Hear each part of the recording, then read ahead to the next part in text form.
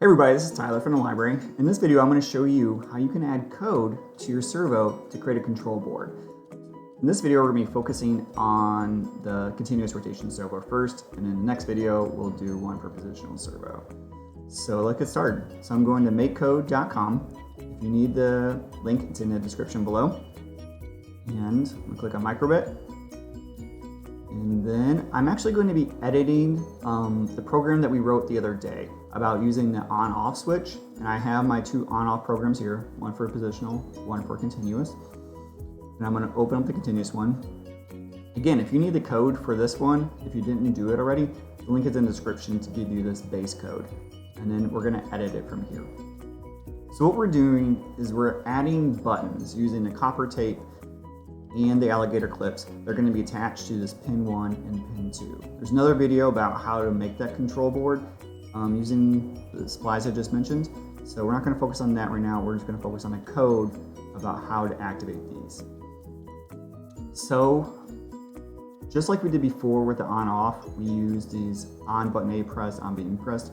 Again, we're going back to the input tab and we're going to grab on pin 0 pressed. And I'm going to change this to pin 1. And I'm going to grab another one of these blocks. And I'm going to change it to pin 2. So what we want to happen is, when we press these pins, using our control board, we want them to give them new speeds for the continuous servo.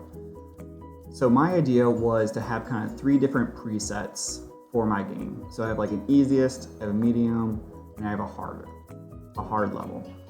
And we can do that just by changing how fast the servo moves. So for my button A pressed, I'm going to say this is my easiest, default. I'm going to change this to 10%. It's going to be the slowest that this servo turns. And as we can see, if I press A, it's going to turn very slowly. So basically what I'm going to do is I'm going to use this continuous servo run at block, and I'm going to add it to both of these, and I'm just going to change the percentage. I'm going to go to servos.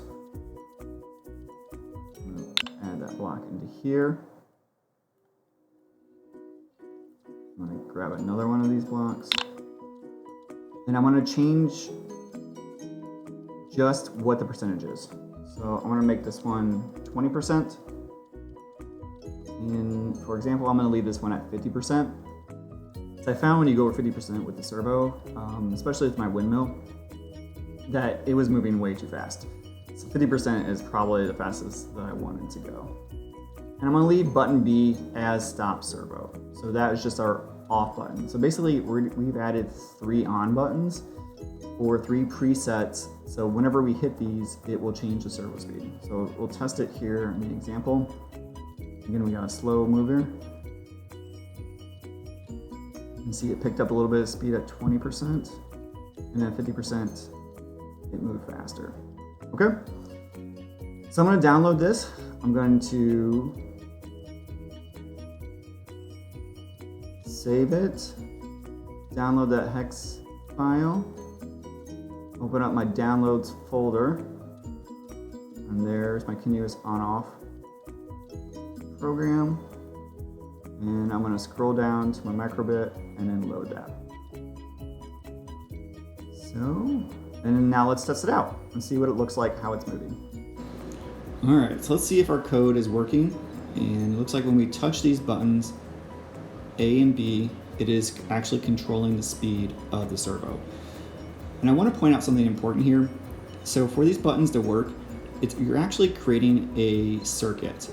In order for you to do that, you have to hold down the ground before you push your either A or your B button, otherwise it won't work. Also, if you're running any problems where it's not working as it should be, press the reset button underneath the microbit. Thanks for watching, and hope you found this video helpful.